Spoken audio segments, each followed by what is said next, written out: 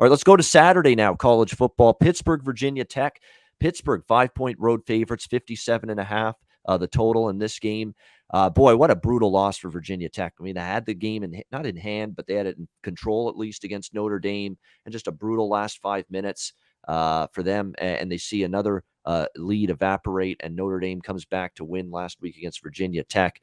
Very, very disheartening loss for Virginia Tech. And that was a Saturday night home game. They were pumped up. Lane Stadium was just they should have won that game. For that game, and they just could not close the deal, losing 32-29. I worry about that. I worry about that as a hangover situation here for Virginia Tech.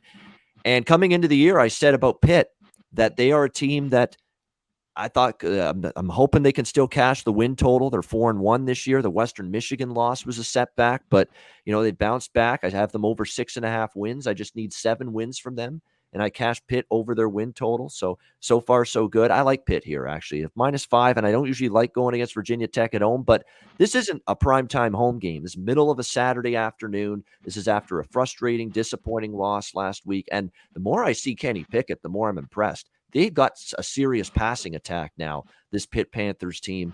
Over team. That's another thing I like in this game. I do like the over.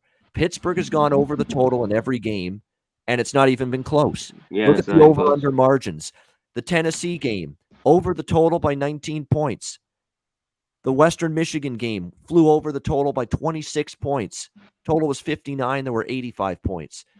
New Hampshire, 53.5 total, 84 points, 30.5 points. It flew over the total. The Georgia Tech game, the total was 57.5, 73 points in that game. It flew over the total by 15.5 points. So not only is Pittsburgh 5-0 to the over this year, they are eviscerating these totals, totally eviscerating them. It's not even close. They're flying over with plenty of room to spare. The old saying for me is, if it ain't broke, don't fix it. And so I'm not. I'm on the over as well, and I like the road favorite a bit, Pitt. And look, Virginia Tech's defense, we talk about how good it's been. It collapsed in the fourth quarter against Notre Dame. A Notre Dame team with banged-up quarterbacks, with a shaky offensive line. Well, now you're playing a much better, a better quarterback, or at least a healthier quarterback, a better O-line, a healthier O-line. I think Pitt gets their points. I think it goes over as well. What do you like here, C-Mac? Yeah, I'm with the over here. Pittsburgh just keeps playing to these. Everyone thinks of the old Pittsburgh, so that's why these totals are low. And look at this. This is already shot up, 4 points. It opened like 54. It's already at 57.5, 58. It's got to be over here. Because the big key was that defense just kind of just melted down against a Notre Dame team. So they will be back at home. So I think they'll play a little bit better, but they'll get burned. I think they'll score on Pitt. I don't have anything on the side.